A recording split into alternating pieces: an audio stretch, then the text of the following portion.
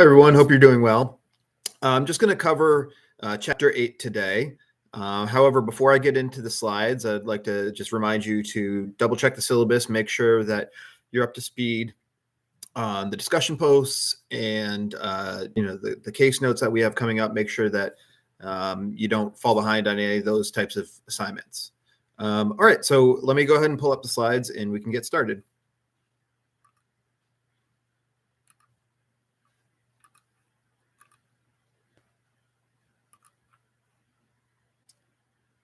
Okay. Just make sure. Okay, looks good. Okay, so Chapter 8 begins the third part of the new product process. So you remember at the beginning of the semester, we went through that five-part new product process.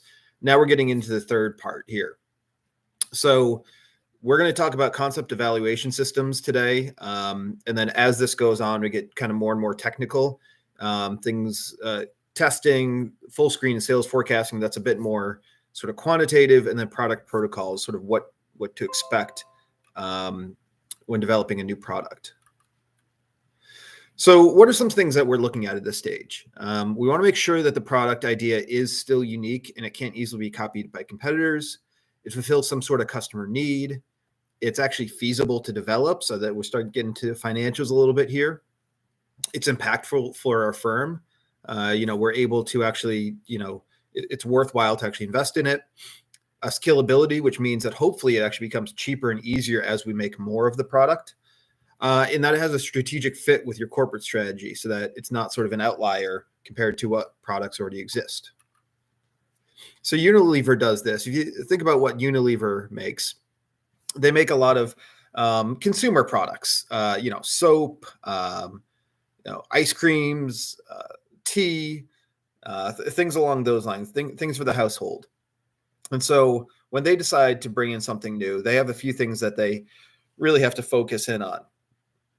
Some of those I already mentioned, but one of the most interesting things here is that they really look for what's called killers. These are ideas that might cause a product to fail.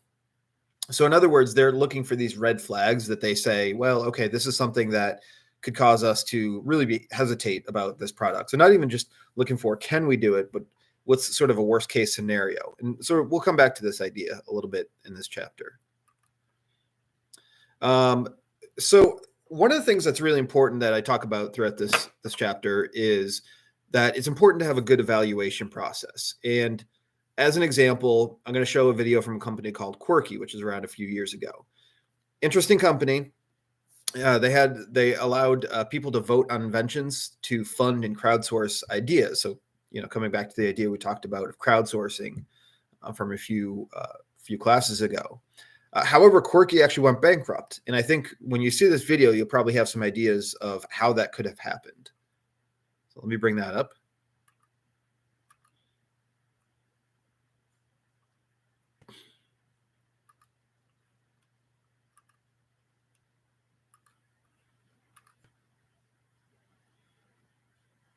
Okay. All right. There you go.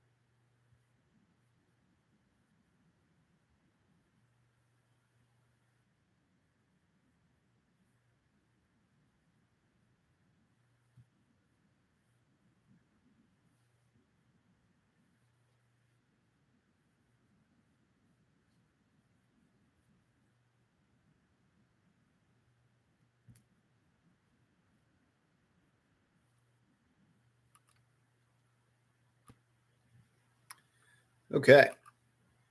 So, like I said, this is an interesting company, certainly an interesting approach to crowdsource these ideas. However, one of the things that I think you can kind of pick up from this and perhaps can explain perhaps why they did go bankrupt. I don't really see much of a process here. It's very sort of, just kind of going off of gut feeling there. And obviously that plays into this, but they didn't really talk about financials. They didn't talk about risk, or in this case, a potential lack of risk, or, how the costs of this product. They didn't talk about what it would take to actually produce this product. And I think in a lot of cases, companies want to have that sort of big home run sort of product, and they might see something like this mouthwash and they say, well, okay, that's not a home run. And certainly I don't think anyone would argue that it is. Nonetheless, there should be this process to sort of decide, all right, is there a financial incentive to actually do this, even if it's not going to be, a huge game changer. There could be a financial upside to it, even if it's incremental, that can still be beneficial to a company. I think the other problem with this approach is that it's not anonymous at all, and you can tell when everyone's in the room talking, they really get into this sort of groupthink mentality pretty quickly. One person says that they don't like the idea, and all of a sudden it sort of snowballs, and no one wants to really speak up to say what are some of the merits of this product. That's a problem for creativity. That's a problem for when it comes to deciding on what new products should potentially move forward. This is why companies have a process in place to sort of prevent things like the sort of groupthink you saw in that video. So those are my thoughts on that, and why I think Quirky, while I think it's a great idea, why maybe they didn't necessarily succeed. Issues with sort of lack of process, issues with groupthink. These are problems that on the surface might not seem that big of a deal, but you can sort of imagine how they can become problematic. Okay, so let me go back to the slides, and we can go back to some of the material in the text. Okay. Let's see. All right. All right. So when companies are putting together a new product development process, they do have a few different tools that can help them sort of guide them along the way. And I'll talk about 3 of these on the next few slides. First, it is a cumulative expenditures curve. The benefit of this is you're able to consider what sort of industry you're in, what sort of product you have, and decide when to sort of stop going forward if you know that expenditures are coming up.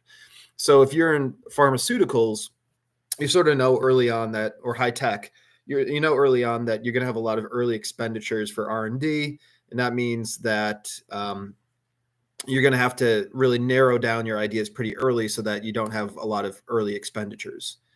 Conversely, for consumer goods like the ones I'm showing for Unilever, they have a late expenditures curve because it's not so much the development that costs a lot, it's the advertising and product promotion that costs a lot. So they have a little bit more free time for consumer goods to bounce ideas off of each other before saying, all right, we need to make a decision on what the final product should look like. Another tool is the risk payoff matrix. And what this does is it tries to give scenarios for if you go forward and if you don't go forward with the project, and what could happen in any of these scenarios. So the AA and the BB would be making a correct decision, quote unquote, which is to stop a project if it's going to fail or continue a project if it's going to succeed. But the BA and the AB are interesting because it gives you sort of a scenario where you're saying, this is what we miss out on if we don't go forward with the project. And this is what the risks are if we do go forward to the project and it fails. So it gives you a sort of a very holistic look at different future scenarios. Now, given this matrix, companies can decide what approach they should have. On the one extreme, they have avoidance, which is just eliminating a risky product altogether. This really minimizes costs. On the other end, you have acceptance, which is where they push forward regardless of the risks. And certainly if you're, one of the FANG companies, the FAANG companies, their Facebooks and and Meadows, and I guess I have to change that one, right? Facebooks and Googles and those sorts of companies of the world. You have the financial wherewithal that you can accept some risky projects and push forward with them and make changes along the way. In between, you have mitigation and transfer, and this is where you might bring in another company to help out to minimize the risk and take on some of the responsibility, of course, having less payoff at the end. Another idea is the decay curve. In certain industries, you're going to have a slow decay where you have carry ideas along for a while. This would be, the consumer goods example. On the other end, you have a rapid decay where, development costs get really high really quickly. This would be more like the pharmaceuticals and high-tech examples. A few more concepts that companies can use, and I have 5. I apologize. That's actually, I put one aside. It's actually 4 that we're going to talk about here. First is a rolling evaluation, which is where you say everything is tentative and we're going forward sort of regardless. Needless to say, this can be a bit risky, but if a company has a lot of financial, like I said, ability to sort of go through with this, then they can sort of take on this early risk, as opposed to saying, no, we must stop this project before it sinks our company, in short. Avoiding potholes. This is where a company looks for big issues that they know just won't be feasible for their products. Really good example of this is Campbell's with Campbell's soup. They essentially have decided that if a soup is too expensive, they're going to drop it. And if it doesn't taste good enough, they're going to drop it.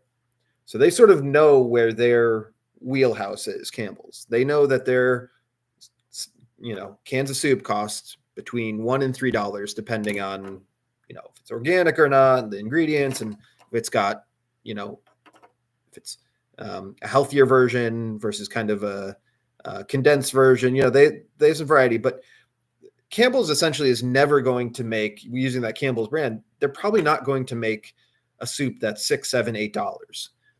These certainly do exist. You can certainly find them at higher end grocery stores, but that's not really what Campbell's does. They know that they have soup that's meant to be sort of a little bit above the store brands, but is meant to be affordable for everyone. And so they know if something is too expensive and they're not going to be able to make it work, keeping it effectively under $3, then they're not going to go forward with it.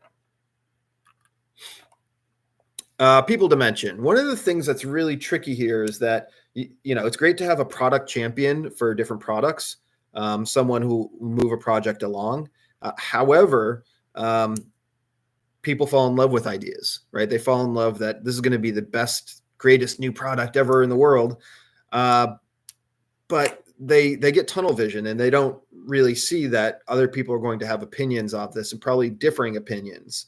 But you're trying to sell a new product. And remember, you as the product developer, you're not developing a product for yourself. You're developing it for many other people.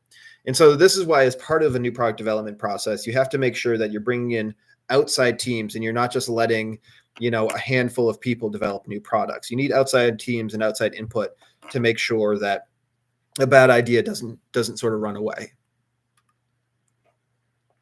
Another tool, and we'll talk about this one a bit more, is what's called the ATAR model: awareness, trial, availability, and repeat. It's the percent who are aware of percent of potential customers, that is, who are aware of a product, percent who would try it if they can get it, percentage for whom it's available to, and the percent that would repeat it. And so I'll use an example because I think this is kind of the best way to get this one across. Now, let's say that we know that our last generation of smartphones, we had 10 million customers for one specific smartphone. Obviously, not all smartphones, just one very specific version of a smartphone. And we're going to come out with a new version that we think will be something that our existing customers, maybe a few extras, will like. Okay, so let's say of our potential market, we think that 40% will be aware of this new generation. 20% we think will actually try it. For those who are aware, will actually try it. And so why is it a lower percentage?